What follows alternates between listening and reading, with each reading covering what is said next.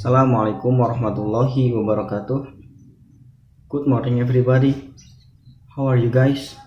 I hope you have a pleasant day and can relax by listening to an explanation of this human language design feature material. I think we already know that language is a major aspect when it comes to communicating with someone. The reference to the design feature was made in order to characterize human language and distinguish it from animal communication. Alright, let's get straight to the point. The first one is from the aspect duality. Language is organized into subsystems or two levels, namely sound and meaning. This characteristic can be called a double pattern. Therefore, this multiplicity is one of the most economical characteristic of human language, and these humans are able to produce an unlimited number of sound according to their level of ability. Number two is productivity. Language is a system that is productive. Thus many people, children or adults are active in forming and producing new form of language that have never been heard before.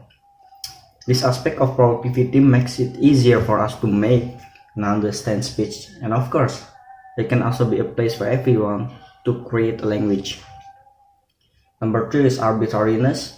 The language which has arbitrary nature, namely that between linguistic form and its meaning does not have a natural relationship. So it can be considered that the characteristics are minimal, so that in the context of the meaning of the word and its sound or form cannot be properly related. It is not easy for everyone to understand it because there is no much predictability of language characteristic. So to understand it more deeply, everyone as a language user must experience it to know about a language. Number 5, interchangeability.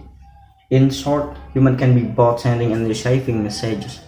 However, a message that can and is easily understood by both the listener and the recipient of the message will take turns in good communication between the speaker and the listener.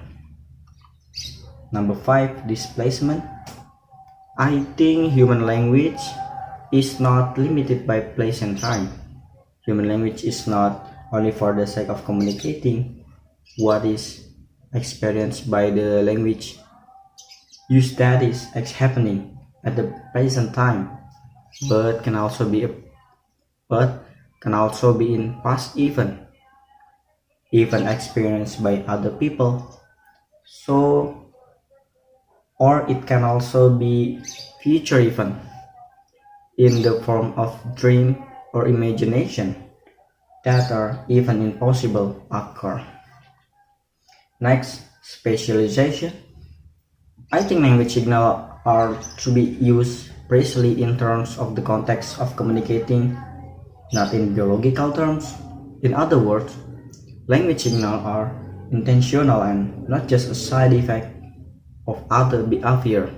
For example, a biological context, such as a dog panting and sticking out its tongue to calm itself.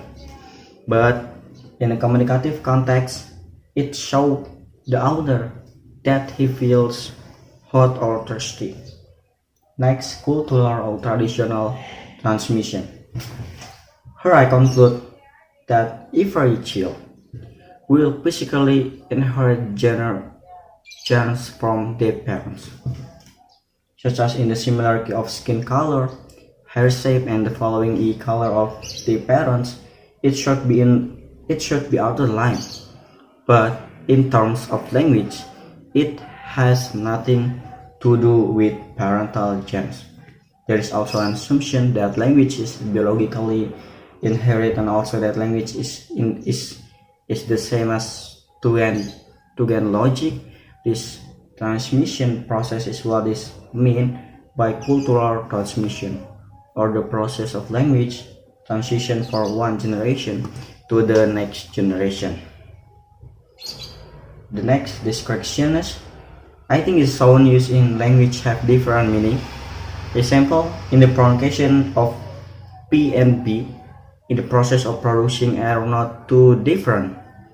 But if the sound is used in one language, then the sound becomes its own meaning. Next, Reflexiveness. A language called meta-language which involved the ability to speak of abstract things. Meta-language itself is the language that teachers and students use to talk about English, learn, and teach. More precisely, it is the language used to talk about language. Next, Semanticity. Certain language signal will produce certain meaning. It is a fundamental aspect of all communication systems. For example, a baby cry may depend on the circumstance. Telling the parents that she needs milk, rest, or a change of clothes. Okay, for the last aspect is bifurcation. I think language can also be used to deceive of or lie more basically false or meaningless statement. This aspect is only aimed at knowing that the sentence is wrong and with the aim of misleading the recipient of the information. Okay, maybe I will end it here, more or less. Sorry. Thank you very much for your attention. Bye, class. Wassalamualaikum warahmatullahi wabarakatuh.